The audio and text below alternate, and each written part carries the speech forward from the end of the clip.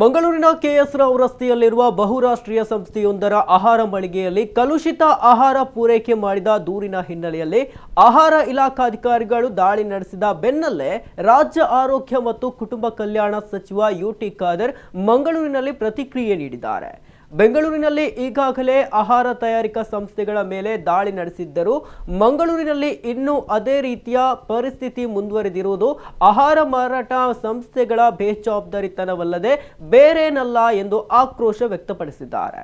ಭಾನುವಾರ ನಗರದಲ್ಲಿ ಸುದ್ದಿಗಾರರೊಂದಿಗೆ ಮಾತನಾಡಿದ ಅವರು, ಸಾರ್ವಜನಿಕರಿಂದ ದೂರುಗಳು ಬಂದ ತಕ್ಷಣವೇ ಅಧಿಕಾರಿಗಳು ದಾಳಿ ನಡೆಸಿ ಪರಿಶೀಲನೆ ನಡೆಸಿದ್ದಾರೆ. ಪರಿಶೀಲನೆ ವೇಳೆ ಅನಾರೋಗ್ಯಕರ ವಾತಾವರಣದಲ್ಲಿ ಆಹಾರ ತಯಾರಿಸ್ತಾ ಇರುವುದು ಕಂಡು ಬಂದ ಹಿನ್ನೆಲೆ ಸೂಕ್ತ ಕಾನೂನು ಕ್ರಮ ಕೈಗೊಳ್ಳಲಾಗಿದೆ. ಇಂತಹ ದಿಢೀರ್ ದಾಳಿಗಳು ಮುಂದೆಯೂ ಪಿಜಿ ಹಾಸ್ಟೆಲ್ಗಳಲ್ಲಿಯೂ ನಡೆಯಲಿದೆ ಎಂದು ಎಚ್ಚರಿಕೆ ನೀಡಿದ್ದಾರೆ. ಎಲ್ಲ ಸಂಸ್ಥೆಗಳು ತಮ್ಮ ಅಡುಗೆ ಕೋಣೆ, ಆಹಾರ ಉತ್ಪನ್ನಗಳ ಸಂಗ್ರಹ ಕೊಠಡಿಗಳಲ್ಲಿ ಸ್ವಚ್ಛತೆ ಹಾಗೂ ಆಹಾರ ಪದಾರ್ಥಗಳಲ್ಲಿ ಗುಣಮಟ್ಟವನ್ನು ಕಡ್ಡಾಯವಾಗಿ ಕಾಪಾಡಿಕೊಳ್ಳಬೇಕು. ಯಾವುದೇ ಸಂದರ್ಭದಲ್ಲಾದರೂ ಎಲ್ಲಿ ಬೇಕಾದರೂ ದಾಳಿ ಮಾಡಬಹುದು. ಎಷ್ಟೇ ದೊಡ್ಡ ಸಂಸ್ಥೆ ಯಾಕಿದ್ದರೂ ರಿಯಾಯಿತಿ ನೀಡುವ ಪ್ರಶ್ನೆಯೇ ಇಲ್ಲ.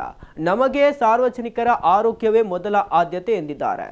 ಮುಂದಿನ ದಿನಗಳಲ್ಲಿ ಕ್ಯಾಟರಿಂಗ್ ಉದ್ದಿಮೆಗಳ ಆಹಾರ ತಯಾರಿಕಾ ಸ್ಥಳಗಳು, ಪೇಯಿಂಗ್ ಗೆಸ್ಟ್ ಕೇಂದ್ರಗಳು ಹಾಗೂ ಹಾಸ್ಟೆಲ್ಗಳ ಮೇಲೂ ತಪಾಸಣೆ ನಡೆಸಲಾಗುವುದು ಎಂದು ಸಂಬಂಧಪಟ್ಟ ಇತರ ಇಲಾಖೆಗಳ ಜೊತೆ ಚರ್ಚಿಸಿ ಜಂಟಿಯಾಗಿ ಈ ಕಾರ್ಯಾಚರಣೆ ನಡೆಸಲಾಗುವುದು ಎಂದಿದ್ದಾರೆ.